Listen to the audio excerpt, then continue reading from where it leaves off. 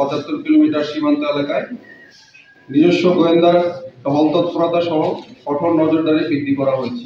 উক্ত অভিযানে টহল দল মালিকবিহীন 3টি বিদেশি one shooter gun, 6 round ammunition উদ্ধার করে, 30টি দেশি বিদেশি পিস্তল, 392 রাউন্ড অ্যামুনিশন এবং 41টি ম্যাগাজিন আটক করতে সক্ষম হয়েছে।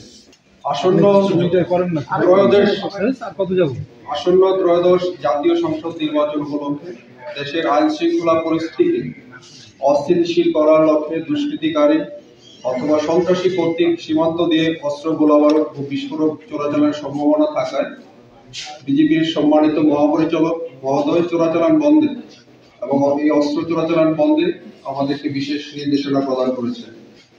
মহাপরিচালকের নির্দেশনার আলোকে মহানন্দা ব্যাটালিয়ন 59 বিজিবি সীমান্তের দায়িত্বপূর্ণ এলাকায় কঠোর নজরদারি ও গোয়েন্দা তৎপরতা বৃদ্ধি করে। এর প্রেক্ষিতে অস্ত্রের একটি বড় চালান মহানন্দা ব্যাটালিয়ন 59 বিজিবি সীমান্ত এলাকা দিয়ে বাংলাদেশে প্রবেশ করবে বলে আমাদের একটি গোয়েন্দা তথ্যের মাধ্যমে জানতে পারি। সেই লক্ষ্যে গত 1 মাস যাবৎ অস্ত্র ব্যাটালিয়নের দায়িত্বপূর্ণ 75 কিলোমিটার সীমান্ত এলাকায় নিজস্ব গোয়েন্দা টহল তৎপরতা সহ কঠোর নজরদারি বৃদ্ধি করা হয়েছে।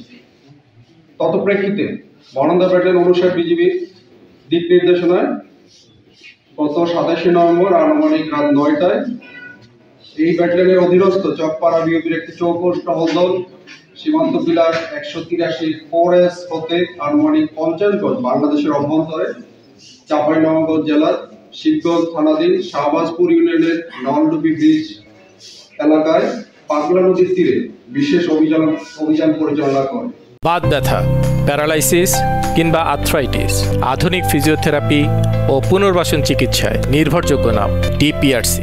উক্ত অভিযানে টহল দল মালিকবিহীন 3টি বিদেশি one shooter gun, 6 round ammunition উদ্ধার করে। প্রাথমিকভাবে উদ্ধারকৃত অস্ত্রগুলি আমাদের দেশের আভ্যন্তরীণ আইন শৃঙ্খলা বিঘ্নিত ও সন্ত্রাসী কার্যক্রমে ব্যবহার করার পরিকল্পনা রয়েছে বলে প্রাথমিকভাবে ধারণা করা হচ্ছে। উদ্ধারকৃত অস্ত্রগুলি সাধারণ ডায়েরি করত চাঁপাইনবাবগঞ্জ শিবগঞ্জ থানায় হস্তান্তর কার্যক্রম প্রক্রিয়াধীন রয়েছে। উল্লেখ্য, মহানন্দা ব্যাটালিয়ন 59 বিজিবি গত 3 বছরে সীমান্তবর্তী দায়িত্বপূর্ণ এলাকায় অভিযান পরিচালনা করে 15 জন আসামি সহ 30টি দেশি বিদেশি পিস্তল, 392 রাউন্ড অ্যামুনিশন এবং 41টি ম্যাগাজিন আটক করতে সক্ষম হয়েছে। অস্ত্র, গোলাবারুদ, মাদক চোরাচালানের বিরুদ্ধে জিরো টলারেন্স নীতি বাস্তবায়নের লক্ষ্যে সীমান্ত এলাকায় অপারেশনাল কার্যক্রম বৃদ্ধি করা সহ বিশেষ টহল পরিচালনা করা হচ্ছে, যা ভবিষ্যতে চলমান থাকবে।